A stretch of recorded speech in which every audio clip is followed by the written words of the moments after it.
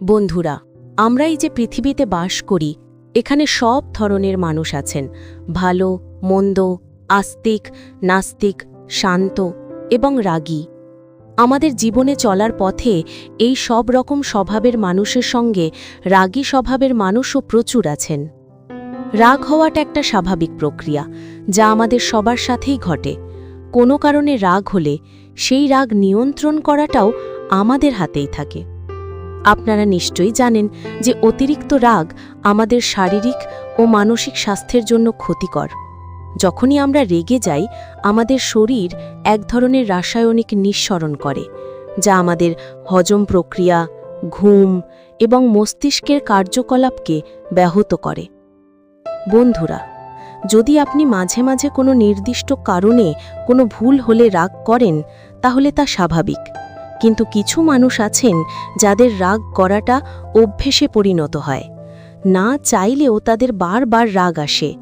তারা তাদের পরিবারের সদস্য ও বন্ধুদের ওপর বিনা কারণে বা ছোট ছোট বিষয় নিয়ে রাগ করতে শুরু করেন। রাগ সম্পর্কের ক্ষতি করে, এমনকি ভালো সম্পর্কও ভেঙে দেয়। বেশি রাগ করলে অনেকে তাদের কথা রাগী ব্যক্তির কাছে বলতেও দ্বিধা করে। আজকের এই গল্পে আমরা রাগ নিয়ন্ত্রণের 10টি উপায় নিয়ে আলোচনা করব। তাই বন্ধুরা, ভিডিওটি শেষ পর্যন্ত অবশ্যই দেখুন। একসময় গৌতম বুদ্ধ তার শিষ্যদের সাথে একটি গাছের নিচে বসেছিলেন। তার এক শিষ্য প্রশ্ন করলেন, হে পরমজ্ঞানী মহাত্মা বুদ্ধ, আমরা আমাদের ক্রোধ বা রাগকে কিভাবে নিয়ন্ত্রণে আনতে পারি? তথাগত বুদ্ধ বললেন, আজ আমি তোমাদের একটি গল্পের মাধ্যমে বোঝাবো যে কিভাবে তোমরা তোমাদের রাগকে নিয়ন্ত্রণ করতে শিখবে। এই বলে মহাত্মা বুদ্ধ একটি গল্প শুরু করলেন। এক গ্রামে এক রাগী ও ঝগড়ুটে মহিলা বাস করত। সে প্রায়শই ছোট ছোট বিষয়ে রেগে যেত। রাগের মাথায় সে সকলকে গালাগালি দিত এবং মন্দ কথা বলত। কিন্তু কিছুক্ষণ পর যখন তার রাগ শান্ত হতো, তখন সে তার রাগের মাথায় করা কাজের জন্য খুব অনুতপ্ত হতো। তার পরিবারের সবাই তার এই রাগী স্বভাবের কারণে খুব বিরক্ত ছিল।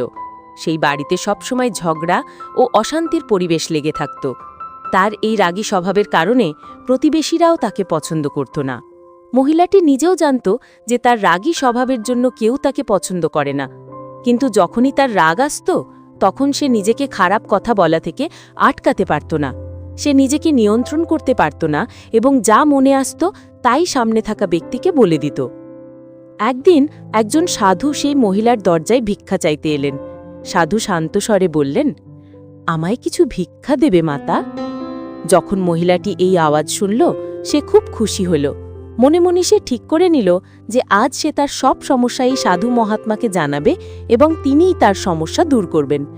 তাড়াতাড়ি করে সে ঘর থেকে বেরিয়ে এসে সাধু মহাত্মাকে প্রণাম করে তাকে ভিক্ষা দিয়ে বলল, হে সাধু মহারাজ, কারণে অকারণে আমার খুব তাড়াতাড়ি রাগ চলে আসে এবং চাইলেও আমি আমার এই রাগ থামাতে পারি না। দয়া করে আপনি আমাকে এমন কোনো উপায় বলুন যাতে আমি আমার রাগ নিয়ন্ত্রণে রাখতে পারি। তখন সাধু মহারাজ সেই মহিলার কথা শুনে তার ঝোলা থেকে একটি ওষুধ ভরা বোতল বের করে মহিলাটিকে দিলেন এবং বললেন, আমার কথা মনোযোগ দিয়ে শুনো। এটি ক্রোধ বা রাগ বশ করার সবচেয়ে কার্যকর ওষুধ। যখনই তোমার রাগ আসবে এবং কাউকে কিছু খারাপ কথা বলতে ইচ্ছা করবে, তখন তোমার জিভে এই ওষুধের 4 ফোঁটা দিয়ে অন্তত 10 মিনিট মুখ বন্ধ রাখবে। যদি তুমি 10 মিনিটের আগে মুখ খুলে ফেলো, তাহলে এই ওষুধ কাজ করবে না। এই কথা বলে সাধু মহারাজ ভিক্ষা নিয়ে সেখান থেকে চলে গেলেন। এরপর থেকে সেই মহিলাটি সাধু মহারাজের নির্দেশ অনুসারে রাগ এলে সেই ওষুধ ঠিক সেভাবেই ব্যবহার করত, যেভাবে সাধু তাকে শিখিয়েছিলেন। যখনই তার রাগ আসত, সে বোতল থেকে 4 ফোঁটা ওষুধ নিয়ে তার জিভে দিত এবং 10 মিনিট চুপ থাকত। প্রতিবার রাগ এলে সে একই কাজ করত। এই প্রক্রিয়াটি কয়েকদিন করার পর মহিলাটির রাগ করার অভ্যেস ধীরে ধীরে কমতে লাগল। এখন তার আগের চেয়ে কম রাগ আসত এবং রাগ এলেও সে তা সহ্য করে নিত। অর্থাৎ এই সময়ের মধ্যে সে রাগ নিয়ন্ত্রণ করতে শিখে গিয়েছিল। 1 মাস পর যখন সেই সাধু আবার সেই মহিলার দরজায় ভিক্ষা নিতে এলেন, তখন মহিলাটি দৌড়ে সাধু মহাত্মার কাছে এসে তার পা ধরে বলতে লাগল, হে মহারাজ, আপনার ওষুধ তো আমার উপর জাদু করেছে। আপনার ওষুধের প্রভাবে এখন আমার কথায় কথায় রাগ আসে না এবং আমার পরিবারেও এখন শান্তির পরিবেশ বিরাজ করছে। সেই মহিলার কথা শুনে সাধু মহারাজ হেসে বললেন, মা, সেই বোতলে ক্রোধ বা রাগের কোনো ওষুধ ছিল না, বরং সেই বোতলটি সাধারণ জলে ভরা ছিল। তুমি তোমার রাগ নিয়ন্ত্রণ করেছ সেই ওষুধের জন্য নয়, বরং চুপ থাকা বা নীরব থাকার জন্য। যখনই তোমার রাগ আসতো, তুমি বোতল থেকে 4 ফোঁটা জল নিয়ে তোমার জিভে দিতে এবং 10 মিনিট কিচ্ছু বলতে না। তোমার সেই শান্ত থাকার কারণে তুমি রাগ নিয়ন্ত্রণ করতে শিখে গেছো। কারণ যখনই কারোর রাগ আসে, সেই রাগ ক্ষণিকের জন্য থাকে, কিন্তু যদি তুমি সেই অল্প সময়ের জন্য নিজেকে সামলে নিতে পারো, তাহলে রাগ আপনা থেকেই শান্ত হয়ে যাবে। গল্পের সারসংক্ষেপ বলতে গিয়ে গৌতম বুদ্ধ তার শিষ্যদের বললেন যে রাগ শুধুমাত্র নীরবতা অবলম্বনেই নিয়ন্ত্রণ করা যায়। কারণ রাগের সময় মানুষ এমন সব খারাপ কথা বলে যা নতুন ঝগড়া ও সমস্যার জন্ম দেয়। তাই ক্রোধ বা রাগের সময় নীরব থাকাটাই রাগ নিয়ন্ত্রণ করার একমাত্র ভালো উপায়। যখন একজন মানুষ রেগে থাকে, তখন তার মস্তিষ্ক কাজ করা বন্ধ করে দেয় এবং সে কেবল নির্বিচারে কথা বলতে থাকে। রাগের মাথায় সে এমন অনেক কথা বলে ফেলে যার জন্য তাকে সারা জীবন অনুতাপ করতে হয়। কিছু মুহূর্তের রাগের কারণে মানুষ কেবল মুখেই সহিংসতা করে না, কখনো কখনো অস্ত্র দিয়ে শারীরিক সহিংসতাও করে ফেলে, যার ফল তাকে সারা জীবন ভোগ করতে হয়। অথচ রাগ এসেছিল মাত্র কিছুক্ষণের জন্য। যদি আপনি আপনার রাগ বা ক্রোধের সেই কিছু মুহূর্তের জন্য শান্ত থাকতে পারেন, তাহলে আপনি আপনার জীবনের অনেক সমস্যা ও ঝগড়া শুরু হওয়ার আগেই শেষ করতে পারবেন। হ্যাঁ, যদি কারোর প্রতি খুব বেশি অন্যায় হয়, কেউ ইচ্ছাকৃতভাবে ভুল করে, বারবার আপনাকে বিরক্ত করে, তাহলে প্রথমে আপনি সেই ব্যক্তি থেকে দূরত্ব বজায় রাখুন। অনেক সময় দেখা যায় যখন আপনি সেই ব্যক্তি থেকে দূরত্ব বজায় রাখবেন, তখন তার রাগ ধীরে ধীরে আপনা থেকেই শেষ হয়ে যাবে।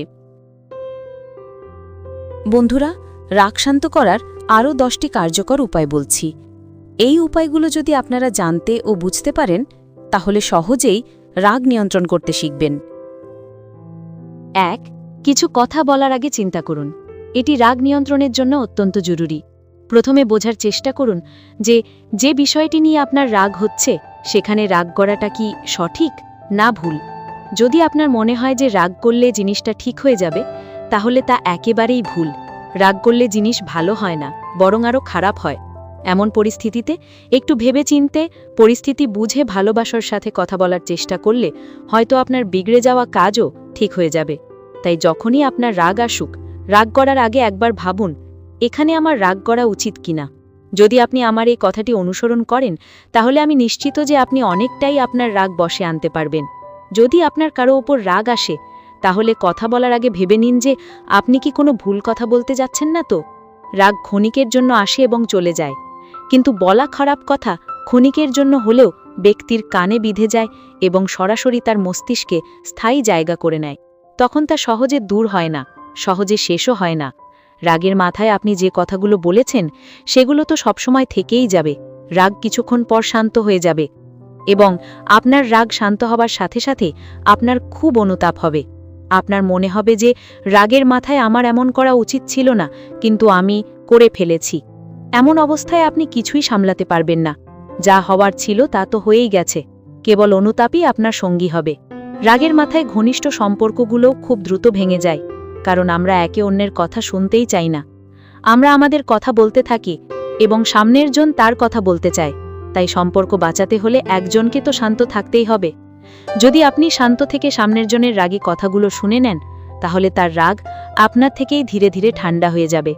কিন্তু আপনাকে শোনার অভ্যাস তৈরি করতে হবে। 2. ধ্যানের অভ্যাস করুন।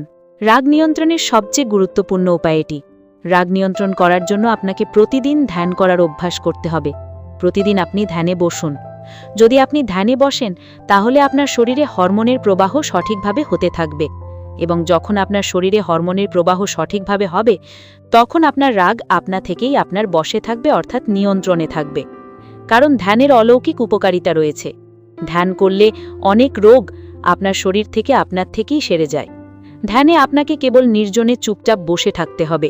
যখন আপনি ধ্যান করতে বসবেন, তখন আপনার মন চারপাশে ছুটতে থাকবে। আপনার মনে হবে যে আপনি আপনার মনকে এক জায়গায় স্থির রাখতে পারছেন না। যদি এমন পরিস্থিতিতে আপনার মন এদিক ওদিকে ছুটতে থাকে, তাহলে তাকে ছুটতে দিন। যেখানে যাচ্ছে তাকে যেতে দিন। কেবল চুপচাপ বসে থাকুন এবং দেখতে থাকুন যে সে কোথায় যাচ্ছে। এখানে আপনি আরেকটি উপায়ও অবলম্বন করতে পারেন যে আপনি আপনার শ্বাস প্রশ্বাসের দিকে মনোযোগ দিন। এমন অবস্থায় আপনার মন কোথাও ছুটবে না। কেবল এই বিষয়টি নিয়ে চিন্তা করবেন না যে আপনার মন কোথায় ছুটছে। যেভাবে নদীর জল বইতে থাকে সেভাবে আপনার মনও প্রথমে বইতে থাকবে, তাকে থামাবেন না। কারণ যদি আপনি তাকে থামানোর চেষ্টা করেন তাহলে আপনি বিরক্ত হতে শুরু করবেন।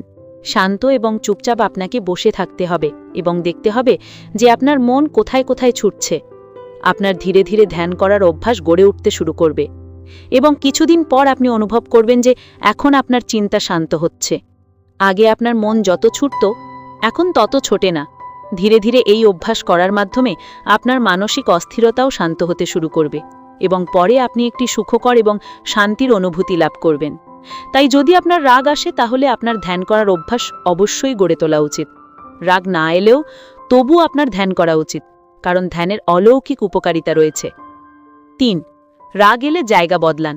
যখনই আপনার রাগ আসে তখনই সেই জায়গা থেকে চলে যান, অথবা যার উপর আপনার রাগ আসে তার সামনে থেকে তৎক্ষণাৎ সরে যান এবং অন্য কোথাও চলে যান। এই পদ্ধতির সুবিধা হলো যে জায়গা বা যে ব্যক্তির ওপর আপনার রাগ এসেছে সে আপনার সামনে থাকে না এবং আপনি রাগ করা এবং তার ফলে হওয়া ক্ষতি থেকে বেঁচে যান। 4. ভালো কিছু ভাবুন। রাগ দাঁড়ানোর এটি একটি খুব ভালো উপায়। যখনই আপনার রাগ আসে তখনই আপনি কিছু ভালো ভাবতে শুরু করুন। এর জন্য আপনাকে আপনার জীবনের কিছু পুরনো সুখের মুহূর্তের কথা ভাবতে হবে, অথবা আপনি কিছু সুন্দর মানসিক ছবি ব্যবহার করে আপনার রাগ শান্ত করতে পারেন। 5. ক্ষমা করার এবং ভুলে যাবার অভ্যাস গড়ে তুলুন। রাগ তাড়ানোর জন্য ভুলে যাওয়ার নিয়মটি খুব কার্যকরী। এর জন্য যদি আপনার কারো সাথে তর্ক বিতর্ক হয়ে থাকে তাহলে সেই তর্ক বিতর্ক ভুলে যান। কেউ কিছু খারাপ কথা বলে থাকলে সেই কথা ভুলে যান।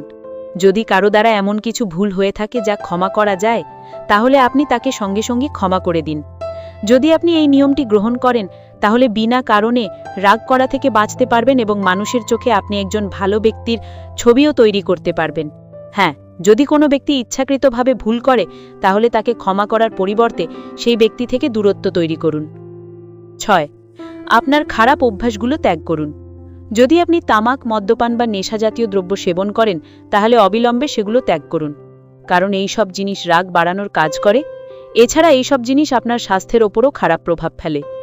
নেশাজাতীয় দ্রব্য সেবনে অনেক টাকাও খরচ হয়, এর ফলে দারিদ্র্যও আসতে পারে। সুতরাং এই সব জিনিস ছেড়ে দিন এবং একটি সুখী জীবনের দিকে এক ধাপ বাড়ান।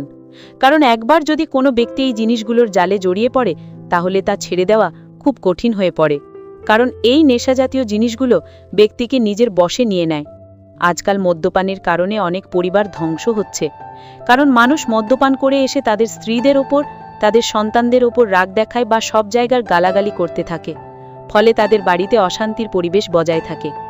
যদি কোনো পুরুষ মদ্যপান করে এসে তার বাড়িতে তার স্ত্রীকে গালাগালি দেয়, সন্তানদের গালাগালি দেয়, তাহলে তার বাড়িতে অনেক অশান্তি বিরাজ করে। তাই কখনো ভুল করেও মদ্যপান করা উচিত নয়, কারণ যে জিনিসগুলো আমাদের ধ্বংসের দিকে নিয়ে যায় সেই জিনিসগুলো থেকে আপনার দূরে থাকা উচিত। কারণ মদ অনেক ঘর নষ্ট করে দেয়, অনেক সম্পর্ক ভেঙে দেয়, অনেক জীবন নষ্ট করে দেয়। এটি কেবল ধ্বংসই নিয়ে আসে। 7. চিৎকার করে রাগ কমান। যখন আপনার খুব বেশি রাগ আসে তখনই সেই জায়গা থেকে সরে গিয়ে কোনো নির্জন জায়গায় চলে যান। সেখানে গিয়ে যদি আপনার খুব বেশি রাগ আসে তাহলে সেই জায়গায় চিৎকার করে আপনি আপনার রাগ শান্ত করতে পারেন। প্রায়শই দেখা যায় যে যখন আপনি খুব বেশি রেগে থাকেন তখন আপনি কথাগুলো ভালোভাবে বুঝতে পারবেন না। এমন পরিস্থিতিতে যখন আপনার খুব বেশি রাগ আসে তখন আপনি নির্জনে যাওয়ার চেষ্টা করুন। সেখানে গেলে আপনি অনুভব করতে পারবেন যে আপনার রাগ ধীরে ধীরে আপনা থেকেই শান্ত হতে শুরু করেছে। তাই যখনই মনে হবে যে খুব বেশি রাগ আসছে তখন আপনি নির্জনে যাওয়ার চেষ্টা করুন। ধীরে ধীরে সময়ের সাথে সাথে আপনার রাগ কমে যাবে। 8. নিজের জন্য ভালো কিছু বলুন। রাগ নিয়ন্ত্রণের আরেকটি উপায় হলো নিজের জন্য কিছু ভালো কথা বলা। যদি আপনি দিনে 2 বা 3 বার ভালো শব্দ ব্যবহার করেন তাহলে আপনার রাগ আসবে না, এবং যদি আসেও তাহলে সেটার উপর আপনার নিয়ন্ত্রণ থাকবে। আপনাকে প্রতিদিন নিজের সাথে বলতে হবে যে আমি একজন শান্তিপ্রিয় মানুষ, আমি সবসময় ভালো চিন্তা করি, আমি সবসময় খুশি থাকি, আমার জীবনে যা কিছু ঘটছে তা সবই খুব ভালো হচ্ছে, আমার জীবন ভালোভাবে চলছে, আমার রাগ ধীরে ধীরে আমার ভিতর থেকে অদৃশ্য হয়ে যাচ্ছে এবং আমার মনের সমস্ত প্রক্রিয়া সঠিকভাবে চলছে, আমি শান্ত এবং সুখ অনুভব করছি, আমার কারো সাথে কোনো ঝামেলা নেই, সবাই আমার আপন এবং আমি সবাইকে খুব ভালোবাসি, সবাই আমাকেও খুব ভালোবাসে এবং আমিও মানুষকে খুব ভালোবাসি। যদি আপনি প্রতিদিন এই শব্দগুলো বলেন এবং অনুভবও করেন, তাহলে কিছুদিন পর আপনি অনুভব করতে পারবেন যে আপনার রাগ আগের চেয়ে শান্ত হচ্ছে। 9. অপেক্ষা করার নিয়ম গ্রহণ করুন। কোনো কোনো সময় এমন হয় যে কেউ এমন কিছু ভুল কথা বলে দিয়েছে যা আপনার রাগ অনেক বাড়িয়ে দিয়েছে। তখন আপনার মন চায় যে সঙ্গে সঙ্গে সেই ব্যক্তির কাছে যান এবং তাকে খুব খারাপ কথা বলেন বা তাকে কোনো শারীরিক ক্ষতি করেন। এমন রাগ আসলে সঙ্গে সঙ্গে সেই ব্যক্তির কাছে যাবেন না, বরং কিছু সময় পর বা কিছু ক্ষেত্রে তো কিছুদিন পর সেই ব্যক্তির কাছে যাওয়া উচিত।